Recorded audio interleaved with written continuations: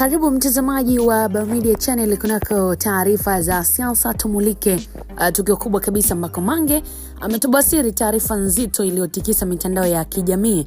Amtaja Kikwete matukio ya Oktoba 29. Mambo yamekaa vipi? Basi ambatana mimi mpaka tamati ili tuweze kufahamu kabisa nini ambacho kinaendelea.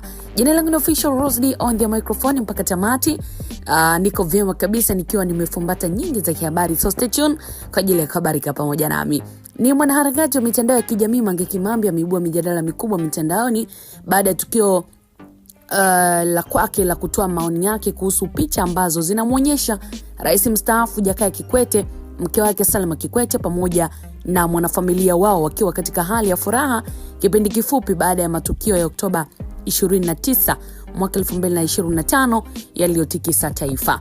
Kupitia maelezo yake yaliyosambaa mitandaoni, Mange amesema picha hiyo bado inampa hisia kali kila anapoitazama kutokana na mazingira ya wakati huo ambapo Watanzania wengi walikuwa bado katika majonzi, taharuki na maumivu kufuatia matukio yaliyotokea siku hiyo. Lakini ameeleza kuwa wakati baadhi ya wananchi walikuwa bado wanatafuta ndugu zao waliopotea na wengine wakifanya mazishi ya wapendwa wao, familia Kikwete ilionekana ikiwa katika hali ya kufurahia, jambo ambalo kwake limeendelea kuibua maswali mengi kuhusu hisia za viongozi kwa wananchi. Bwana Mange Kimambi amesema picha ya kwanza ilipigwa takribani wiki 2 baada ya matukio hayo, wakati wa bunge walipokuwa wanaapishwa, huku picha nyingine ikiwa ya sherehe ya siku ya kuzaliwa ya Mama Salma Kikwete iliyofanyika Disemba 1 mwaka 2025. Kwa mujibu wa Mange, wakati huo taifa lilikuwa bado katika majonzi na hofu, hivyo kuona viongozi wakifanya sherehe kulionekana tofauti na hali ya wananchi waliokuwa wakipitia ya maumivu makubwa wakati huo. Bana, katika maoni yake Mange Kimambi amehoji kama madaraka yanaweza kumfanya mtu kupoteza hisia za ubinadamu na kushindwa kuguswa na mateso ya wananchi.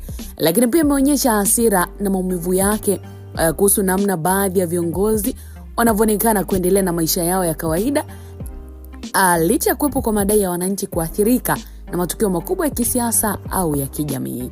Kauli hizo zimezua mjadala mkubwa sana katika mitandao ya kijamii, ambapo baadhi ya watu wameunga mkono hisia za Mange wakisema viongozi wanapaswa kuwa karibu zaidi na wananchi wakati wa huzuni pamoja na maafa, huku wengine wameeleza kuwa ni kawaida kwa maisha kuendelea hata wakati taifa linapokuwa kwenye kipindi kigumu, huku akisisitiza umuhimu wa kutotumia hisia kali zinazoweza kuongeza chuki na migawanyiko.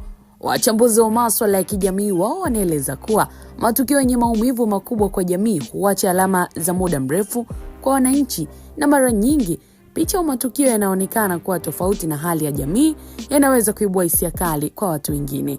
Lakini pia wachambuzi wameonya umuhimu wa mijadala ya kisiasa na kijamii kufanyika kwa njia zinazoheshimu utu na amani ya taifa. Mjadala huu, mtazamaji, umeendelea kuonyesha namna mitandao ya kijamii inavyokuwa sehemu kubwa ya wananchi kueleza hisia zao kuhusu viongozi, matukio ya kisiasa pamoja na hali ya jamii kwa ujumla. Mtazamaji wa Baumedia, kwa kila ambacho tumeweza kukuhabarisha wakati huu, je, ilikuwa ni sawa kwa familia ya Mheshimiwa Kikwete kuendelea na furaha za kwao wakati ambako taifa linaonekana kupitia kwenye majonzi, ama ni kweli walikosea? Hii imekaa vipi? Unaweza kudondosha comment kwako, and then wakati mwingine tuiangazie kwa uzuri kabisa.